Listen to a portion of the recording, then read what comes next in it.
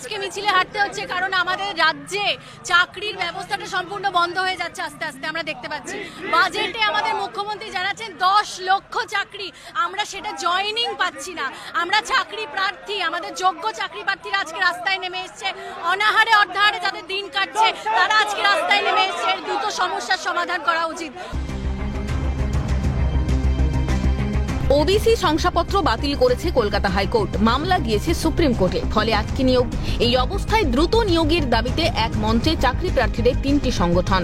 নাম 2022 primary TET, police, SSP, PSC চাকরি প্রার্থীদের যৌথ মঞ্চ। নিয়োগের দাবিতে চাকরি প্রার্থীদের নতুন মঞ্চ শনিবার শিয়ালদহ থেকে মিছিল শুরু করে। রাজপথে 3টি চাকরি প্রার্থী মঞ্চ একসঙ্গে পায়ে পা মেলাচ্ছে।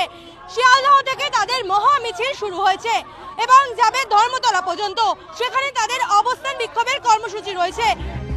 শবদেহ বহনকারী খাট, মাথায় ফাঁকা হাঁড়ি নিয়ে চাকরি প্রার্থীদের মিছিল যায় ধর্মতলার উদ্দেশ্যে। আন্দোলনকারী চাকরি প্রার্থীদের অভিযোগ, নিয়োগ না দিয়ে রাজ্য সরকার যোগ্যদের সঙ্গে অবিচার করছে। আমরা দেখছি ওবিসি কেসের জন্য আমাদের এক্সামগুলো আটকে আছে, অথচ রাজ্যের মুখ্যমন্ত্রী মমতা ব্যানার্জি বলছেন যে আমি পরীক্ষা নেওয়ার জন্য প্রস্তুত রয়েছি। তাহলে এটা সম্পূর্ণ সদিচ্ছার অভাব। তা না হলে ওবিসি কেস যে সুপ্রিম কোর্টে চলছে, বিভিন্ন আছিলায় যে আমাদের এক্সামগুলো আটকে রয়েছে, তাহলে রাজ্য সরকারের পক্ষ থেকে যে উকিলগুলো যাওয়ার কথা সেই উকিল যাচ্ছেন না কেন? PRB, police recruitment board, WBPSC, TET, school service, অনেক পরীক্ষা 2 বছর ধরে আটকে আছে। আমাদের ছাত্রছাত্রীরা ফার্স্ট স্টেশনে চলে যাচ্ছে। আমরা শিক্ষক, আমরা কাদের পড়াবো যদি পরীক্ষা না হয়? আজকে আমাদের গরিবের ঘরের ভাতটাই কেড়ে নিয়েছে মমতা ব্যানার্জি। আজকে শুধুমাত্র ভাতা আর শুধুমাত্র রেশন দেওয়া ছাড়া আর কিছু জানেন না। আজকে রাজ্যের মধ্যে কোনো নিয়োগ নাই, চান না উনি। ওবিসি বাহানা নিয়ে আজকে রাজ্য সমস্ত পরীক্ষা, সমস্ত রিক্রুটমেন্ট আমাদের ঝুলিয়ে দিয়েছে। আর তার কারণে আজকে আমাদের সমস্ত ছাত্রছাত্রীকে আজকে এই রাস্তায় আসতে হচ্ছে। মিছিলের পুরোভাগে ছিলেন সিপিএম এর রাজ্য কমিটির সদস্য ইন্দ্রজিৎ বসু।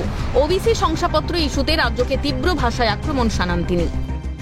ওবিসির জটিলতা দীর্ঘদিন ধরে 2011 সালের পর রঙ্গনাথ মিশ্র কমিশনের সুপারিশ না মেনে একাধিক জায়গায় দুর্নীতি করে ওবিসি সার্টিফিকেট দেয়া, তার জন্য আজকের ব্যাপক জটিলতা তৈরি হয়েছে।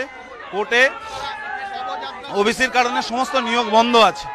রাজ্য সরকারকে বলবো দ্রুত ওবিসি নিয়োগের সমাধান করুক এবং সব চাকরি প্রার্থীদের যন্ত্রণা থেকে মুক্তি দিক।